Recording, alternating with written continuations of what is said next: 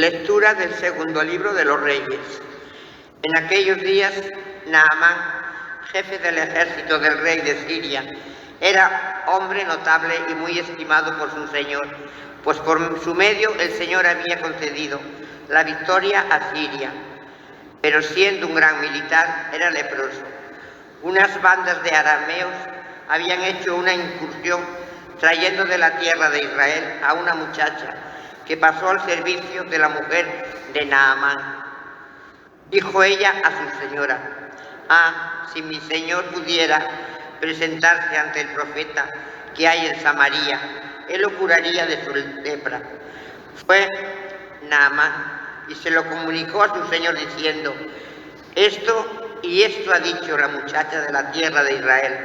Y el rey de Siria contestó: «Vete, que yo enviaré una carta al rey de Israel».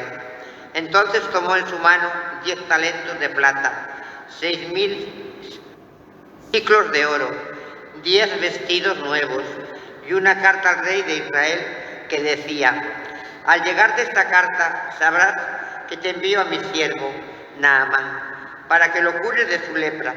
Cuando el rey de Israel leyó la carta, rasgó sus vestiduras diciendo: «¿Soy yo Dios para repartir vida y muerte? Pues me encarga nada menos que curar a un hombre de su lepra. Daos cuenta y veréis que está buscando querella contra mí». Eliseo, el hombre de Dios, oyó que el rey de Israel había rasgado sus vestiduras y mandó a que le dijeran: «¿Por qué has rasgado tus vestiduras?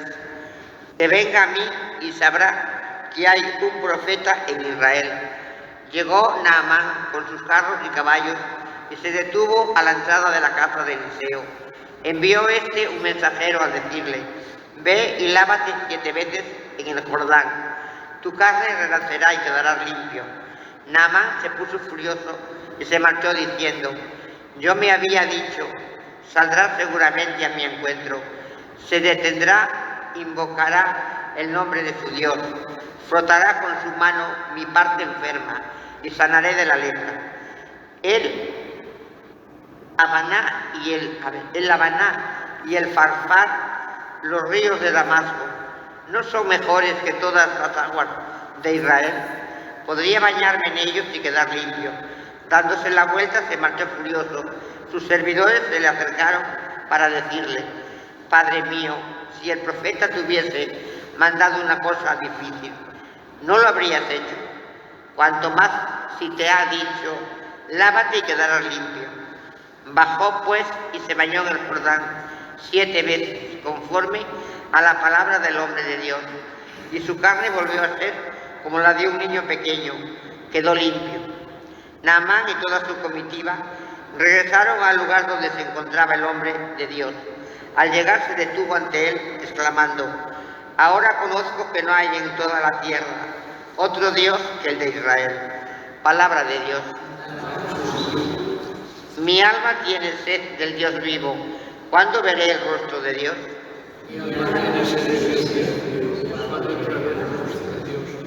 Como busca la cierva corrientes de agua, así mi alma te busca a ti, Dios mío. Mi alma tiene sed de Dios. ¿Cuándo veré? Mi alma tiene sed del Dios vivo. Tiene sed de Dios, del Dios vivo. ¿Cuándo entraré a ver el rostro de Dios? Mi alma tiene sed de Dios. ¿Cuándo veré el rostro de Dios? Envía tu luz y tu verdad, que ellas me guíen y me conduzcan hasta tu monte santo. ¿Cuándo veré el rostro de Dios? Me acercaré al altar de Dios, al Dios de mi alegría, y te daré gracias al son de la cítara. Dios, Dios mío, mi alma tiene sed del Dios vivo. ¿Cuándo veré el rostro de Dios? Espero en el Señor, espero en su palabra, porque de Él viene la misericordia, la redención copiosa. Mi alma tiene sed del Dios vivo. ¿Cuándo entraré a ver el rostro de Dios?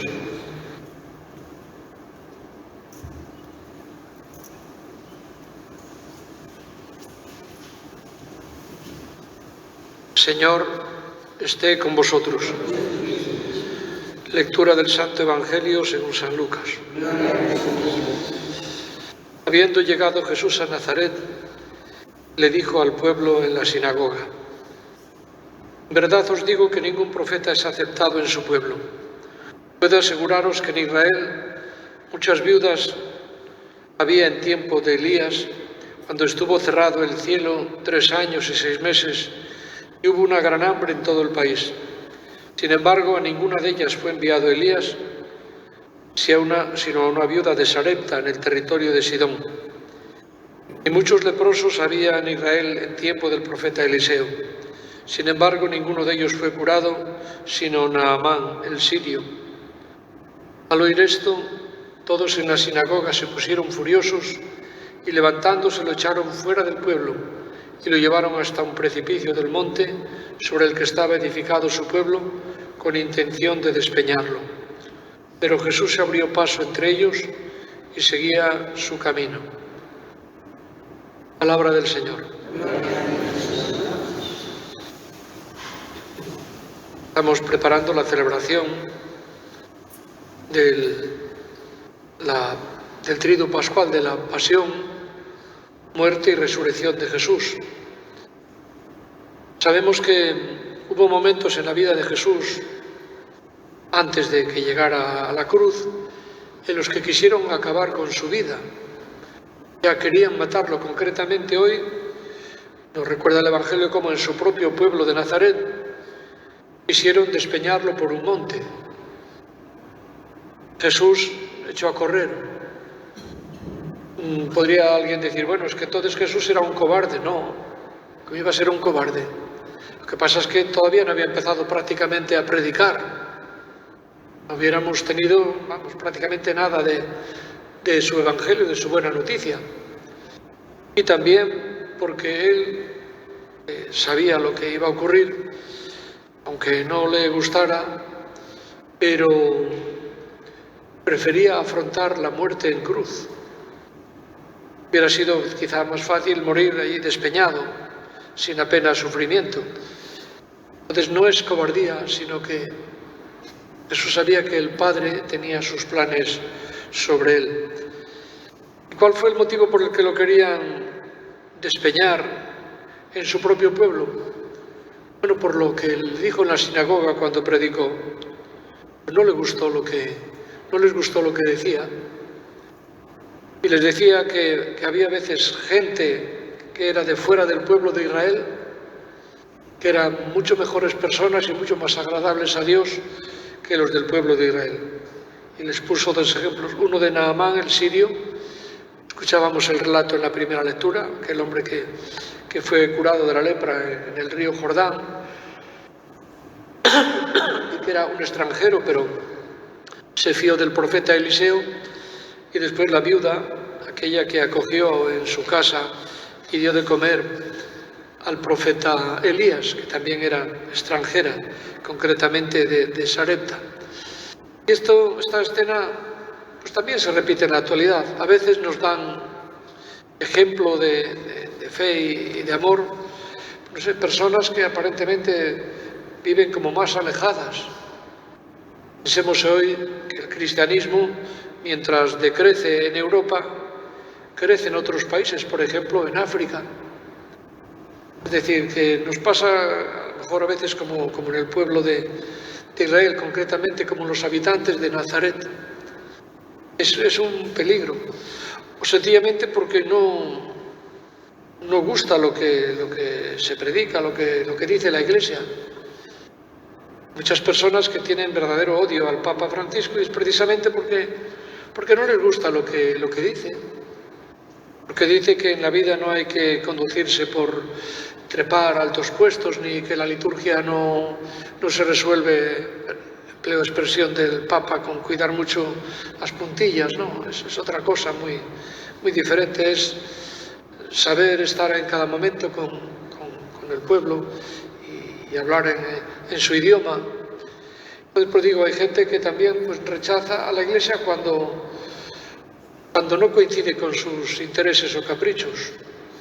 ¿Cuántas veces alguna persona pues deja de venir a la Iglesia porque ha oído cosas que a lo mejor no le gustaban, porque se ponía el dedo en la llaga en algunas cuestiones, que eran denunciar pues, cosas que estaban mal.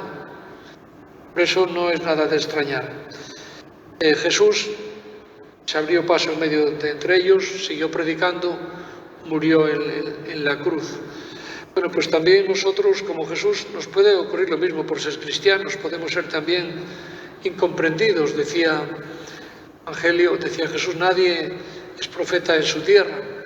Bueno, pues también a veces los cristianos podemos tener nuestros mayores enemigos, entre otros que tal vez también se consideran cristianos. Lo importante es seguir el ejemplo de Jesús.